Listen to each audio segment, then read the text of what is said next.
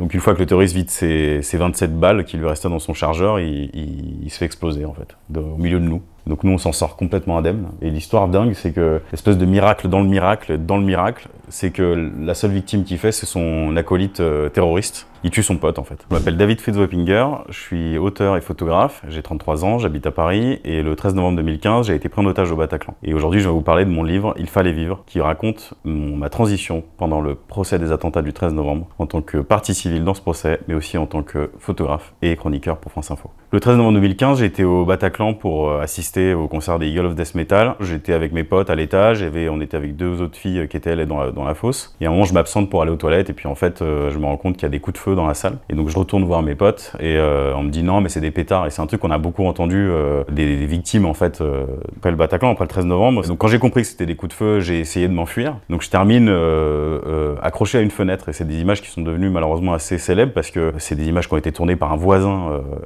du Bataclan qui s'appelle Daniel Pseny, qui était journaliste au Monde à ce moment-là. En fait, sur cette vidéo, on voit donc le passage Saint-Pierre-Amelot qui est adjacent au Bataclan, une issue de secours, des lampadaires, une lumière un peu jaunâtre comme ça, et des fenêtres qui sont en fait les fenêtres de service du Bataclan et des silhouettes qui sont accrochées à ces fenêtres et en gros une de ces silhouettes c'est moi. Je m'étais réfugié là parce que je pensais que c'était le seul endroit dans lequel je pourrais être un peu safe par rapport à la progression des des tireurs dans le Bataclan parce que à ce moment-là j'étais pas au courant. Puis il y a un mec qui vient à côté de moi, il y a une femme enceinte qui est en dessous qui nous supplie de l'aider sauf que moi je peux pas l'aider parce que j'ai le mec qui est à côté de moi qui est là etc. Donc c'est lui en fait qui repasse par cette fenêtre et qui vient l'aider. Et puis assez étrangement il revient me voir sur le bord de fenêtre. Enfin, si vous voulez, on voyait la fenêtre devant nous, puis on voyait qu'il y a quelqu'un qui allait peut-être rentrer avec une arme ou quoi, donc je l'ai prévenu, j'ai dit il y a quelqu'un qui va passer, il sera armé, tu fais rien et tu fais ce qu'il te dit quoi. Et en fait ça a pas loupé, le terroriste pardon est rentré dans le couloir, donc nous on le voyait, il nous a vus forcément, et il nous a demandé de descendre de la fenêtre, de notre rebord de fenêtre, de retourner dans la partie spectacle du Bataclan. Et puis la situation glisse un peu jusqu'à l'arrivée d'un autre protagoniste en fait qui est un commissaire, qui fait feu sur un terroriste qui est lui présent sur scène. Au Bataclan il y avait 3 terroristes, il y en avait un qui était sur scène et 2 autres qui étaient avec nous, on va dire. Il abat ce terroriste sur scène, le terroriste explose. Et en fait, ça fait glisser la situation à l'étage, parce que nous, on était au balcon à ce moment-là. Et puis, il nous emmène dans ce couloir, qui est là où j'étais auparavant. Et c'est là où commence, en réalité, le vrai huis clos de la prise d'otage, qui a duré au total 2h30. Et voilà, au bout de négociations infructueuses, de menaces, de tout plein de choses qui sont complètement bouleversantes pour l'existence et sur le moment à vivre, qui sont insupportables. On s'en est sorti, quoi. On a passé vraiment 2h30 tous ces otages collés. J'avais un mec à côté de moi, un homme grand, en costume, chauve. Je sentais son parfum, j'entendais son téléphone qui vibrait, j'entendais sa respiration. Et moi, j'avais de la buée qui se formait parce que on avait des rôles. L'autre rôle, c'était de surveiller le passage Saint-Pierre-Amelot, de regarder s'il n'y avait pas la police qui progressait pour prévenir les terroristes. Mais personne ne le faisait. Quand on était là, on faisait de la figuration et on subissait. Et en fait, j'avais de la buée qui se formait devant moi. Et puis, je voyais de la buée aussi à droite. Et c'était ce mec qui respirait à côté de moi. Et je me posais tout plein de questions, quoi. Je me disais, qui il est, est-ce qu'il est papa, qu'est-ce qu'il fait dans la vie, enfin voilà. On transite comme ça par plein de pensées, par plein de choses. Des fois on se dit mais c'est bon, je vais m'en sortir, et puis on voit l'endroit exigu dans lequel on est, quoi. On est vraiment, enfin à ce moment-là on était enfermé dans une pièce, c'est un couloir. Un couloir c'est un grand truc, là c'est une coursive qui fait 1m30 par 6 de large, c'est ridicule quoi. Et donc il y a 2 mecs qui sont là surarmés, ils disent qu'ils sont blindés d'explosifs et donc nous on doit subir. Et puis voilà, on passe par plein de trucs jusqu'au moment où il y a la BRI qui arrive et qui défonce la porte, qui progresse avec le bouclier qu'on appelle Ramsès, qui est un grand bouclier balistique et qui encaisse 27 coups de feu d'un des terroristes. Et le terroriste, nous on est toujours au milieu d'eux, quoi. On essaie de se planquer. Le mec chauve à côté de moi en fait s'appelle Stéphane, et Stéphane il utilise une expression qui est assez juste, il dit qu'on a essayé de rentrer dans les plaintes, et c'est vraiment ça. Donc une fois que le terroriste vide ses 27 balles qui lui restaient dans son chargeur, il se fait exploser en fait, au milieu de nous. Donc nous on s'en sort complètement indemne. Et l'histoire dingue, c'est que l'espèce de miracle dans le miracle, c'est que la seule victime qu'il fait, c'est son acolyte terroriste. Il tue son pote en fait. Donc nous à ce moment-là on est sorti du Bataclan, on est sorti du couloir, on repasse bien sûr par le Bataclan. Et c'est là où le traumatisme commence à s'exprimer, parce qu'en fait nous on sort d'une prise d'otage où on a entre guillemets collaboré avec ces gens, on a regardé dans la rue, il y a un des otages qui lui a ramené une sacoche, on a été actif quand même dans notre prise d'otage. Et puis en fait quand on sort du couloir, on se dit bêtement que le Bataclan est vide et que tout le monde va bien en fait. Sauf que pas du tout. Et c'est là où en fait un des trucs les plus destructeurs de mon existence a eu lieu, c'est que quand on sort du couloir et qu'on descend, parce qu'on était au premier, donc on descend au rez-de-chaussée et qu'on passe devant le bar et qu'il y avait tout plein de policiers partout, il y a un flic qui nous dit à tous de ne pas regarder, et en fait il s'agit de ne pas regarder la fosse, bah tout le monde le fait. En fait on se rend compte qu'il y a un amoncellement de cadavres dont on a beaucoup parlé, les victimes en ont beaucoup parlé, notamment au procès. On se dit mais pourquoi on est là, quoi. Enfin, on a passé 2h30 avec les mecs qui ont fait ça et nous on est encore là. Et ça c'est une pensée qui m'a suivi et qui me suit encore aujourd'hui tous les jours, quoi. Je dirais que la reconstruction elle a vraiment commencé dans la nuit du 13 au 14 novembre parce que il y a eu, moi j'avais une nécessité qui était ultime, c'était celle de donner ma version de l'histoire, ou ce que j'avais vécu à la police, pour que la police en fasse quelque chose d'utile en fait, qu'on puisse retrouver la trace de X ou Y personne. Et c'est vrai que le soir même, quand je suis auditionné par un mec de la PJ, moi je suis complètement dans les vapes et je me dis mais comment, enfin, je raconte ce que je vis et en même temps je me rends compte que j'y crois à peine en fait. Et puis je pense que le flic le voit et à la fin de la déposition, il me dit bon bah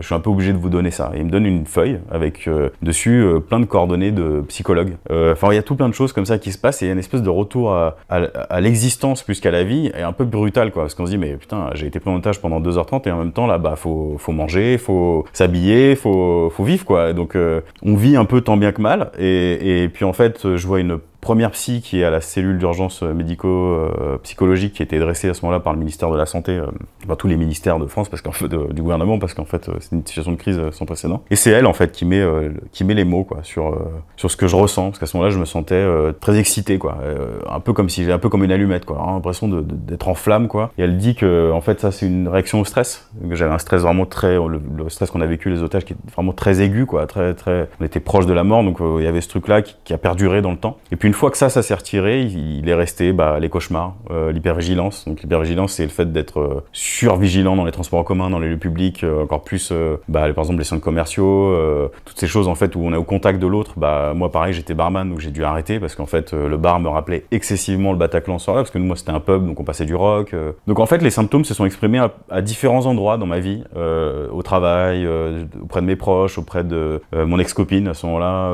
Il y avait un décalage tel que on sait plus trop qui on est, en même temps faut vivre quoi. On forme un groupe avec les ex-otages. Donc en fait le mec chauve à côté de moi c'est aujourd'hui un de mes plus grands amis en fait, donc il s'appelle Stéphane Toutlouillan. Et ensuite Stéphane est devenu une espèce de mec fédérateur parce que lui il a retrouvé la trace d'Arnaud qui est aussi un ex-otage, puis ensuite on a retrouvé Marie qui est la femme d'Arnaud, puis Grégory, Caroline, etc. Puis ensuite on a formé une espèce d'équipe d'otages, on est 7 au total, on se surnomme les potages parce que c'est les potes otages. Après il y a eu plein d'autres groupes d'amis, je suis aussi très proche d'Arthur Desnouveaux qui est lui le président de Life for Paris, et plein d'autres victimes que j'évoque dans le livre d'ailleurs, mais ouais, aujourd'hui une espèce de communauté de survivants, quoi, de rescapés, de victimes du 13 novembre. Ouais. Alors le procès des attentats du 13 novembre, il a commencé 4 ans maintenant. Donc c'est un procès qui est historique de par sa grandeur, c'est-à-dire qu'il rassemblait à son lancement plus de 1700 parties civiles. Il y a une salle qui a été construite de toutes pièces pour accueillir le procès. Il y a 300 avocats pour les parties civiles, une dizaine, peut-être une vingtaine pour la défense, des mesures de sécurité pour les accusés qui étaient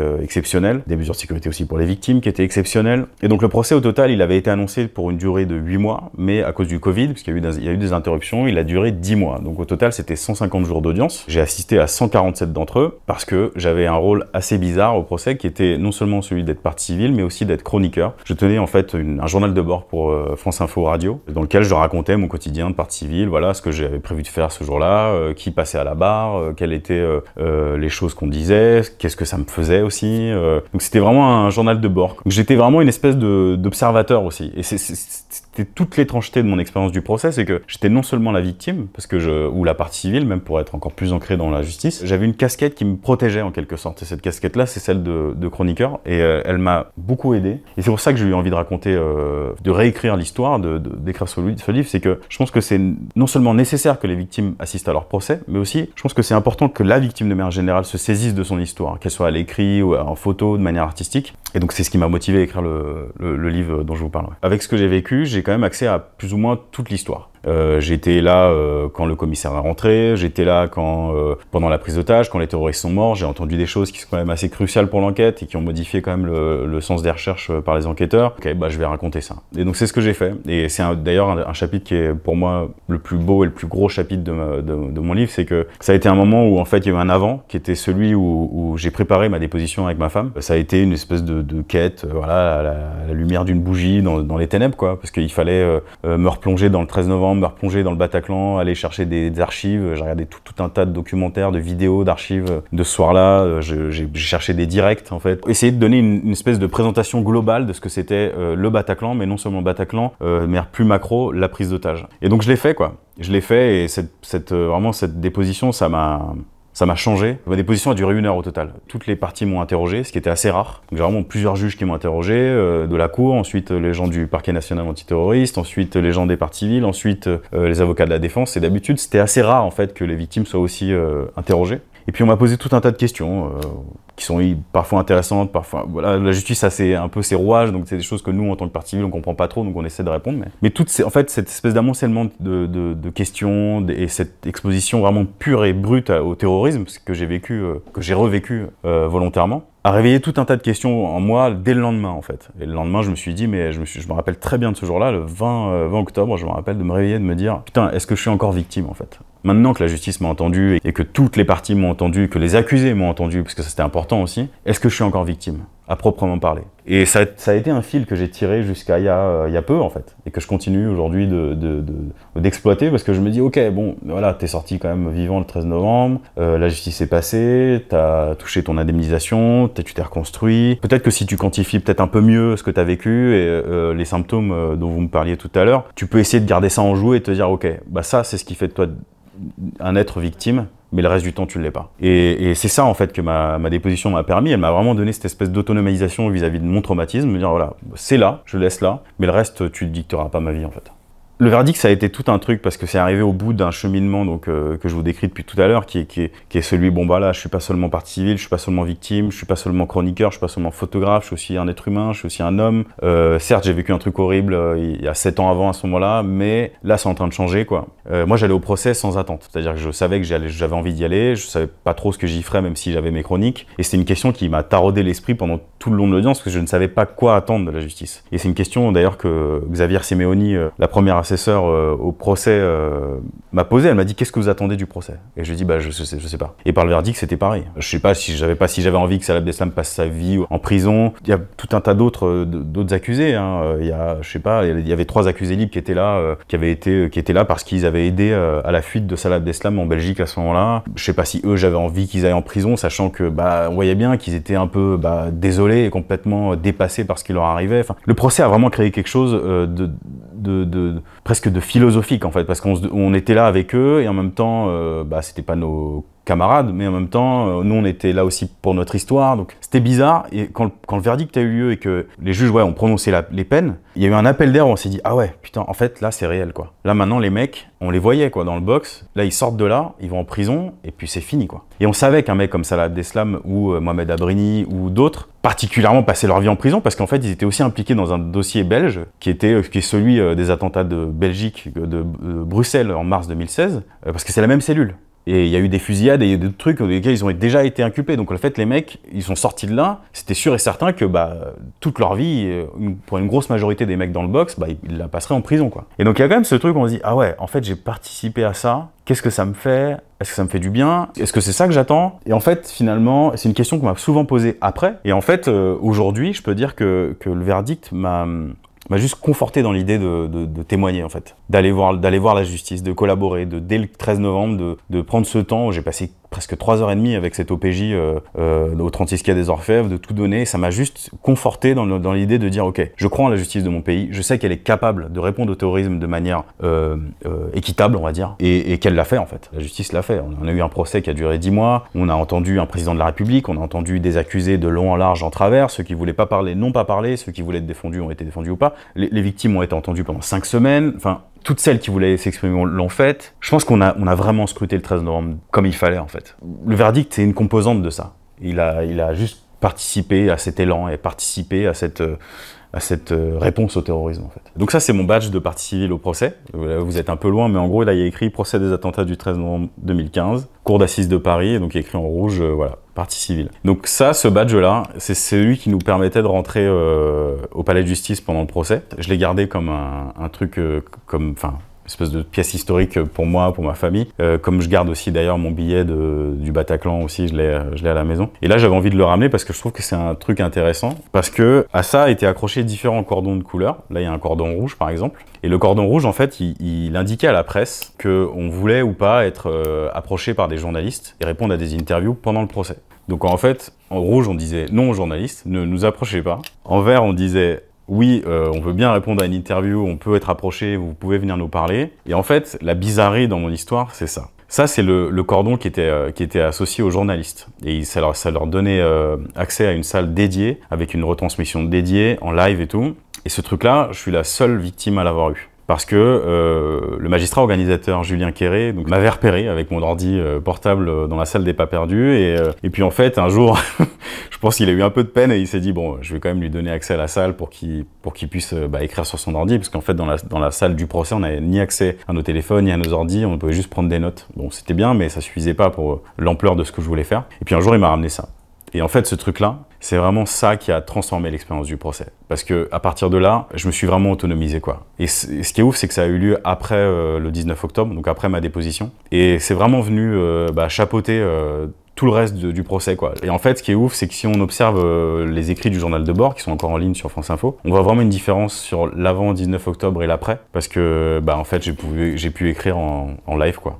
Alors, il fallait vivre, en fait, reprendre l'histoire du procès. Pourquoi j'y suis allé, ce que j'en attendais, qu'est-ce que ça m'a fait. Et en même temps, j'avais pas envie de refaire un journal de bord. Parce que ça, c'était déjà fait. Je voulais pas que ça fasse redite, je voulais pas que ça fasse du réchauffé non plus, et il fallait apporter quelque chose au lecteur de complètement inédit, quoi. Et je me suis servi du recul que j'ai depuis le verdict, depuis le procès, pour justement apporter une espèce de regard extérieur sur le regard extérieur que j'ai eu du procès. Dans ce livre, je raconte, on va dire, 7 ou 8 dates qui sont très importantes pour moi, qui peuvent être par exemple le jour de ma déposition, le lancement du procès, les premiers mots de Salah Abdeslam, ce que ça m'a fait, mais aussi des dates précédant le procès, pour la visite de la salle d'audience, d'où est venue cette idée de faire un journal de bord pour France Info, une autre date aussi importante qui est celle du 13 novembre 2021, le jour de la commémoration du 13 novembre pendant le procès, c'était assez bizarre. Et donc voilà, dans ce livre, il y avait tout ce truc de déconstruire un peu, de décortiquer ces dates. Qu'est-ce que ça m'a fait sur le moment, mais qu'est-ce que ça me fait aussi aujourd'hui. Donc c'est assez bizarre parce que c'est une espèce de récit polyphonique sur le moment, l'avant, l'après, le pendant, l'avant-avant aussi. Et donc ça mélange tout plein de temporalités. Je parle bien sûr énormément du Bataclan, énormément du 13 novembre, énormément du terrorisme, mais aussi du statut de victime. Qu'est-ce que ça fait de sortir d'une prise d'otage? Qu'est-ce que ça fait à l'existence? Est-ce que ça nous change? Est-ce que ça, à l'inverse, ça nous change pas? Donc en fait, ce livre, il s'inscrit vraiment dans la lignée du journal de bord, mais c'est plus une espèce de nouvelle manière de regarder la justice dans le cadre du terrorisme, et aussi, en tant que chroniqueur, justement, ce que ça fait de vivre un procès aussi à la troisième personne, on va dire. Donc j'ai écrit un deuxième livre qui s'appelle Il fallait vivre, qui sort le 16 octobre aux éditions Le Duc. En fait, aujourd'hui, dans la société, on met souvent en avant ce qu'on appelle la résilience comme étant quelque chose d'assez logique, finalement. On vit un événement violent, qui soit de tout type, hein, pas forcément du terrorisme, et puis derrière, la société dit oui, mais c'est quelqu'un de résilient, ou il y a tout un tas de théories sur la résilience et les réponses plus ou moins logiques à un événement traumatique. Il y a quelque chose qu'il faut dire quand même, c'est que les victimes de manière générale, qu'elles soient du terrorisme ou en dehors, on subit tous des déformations dans l'intimité, des choses qu'on ne raconte pas, des choses qu'on traverse, que nos proches savent pas, ou que nos femmes, nos époux, nos compagnes, nos compagnons ne sont pas au courant. Et en fait, dans ça, il n'y a pas de résilience. Il y a juste de la souffrance. Et à un moment donné,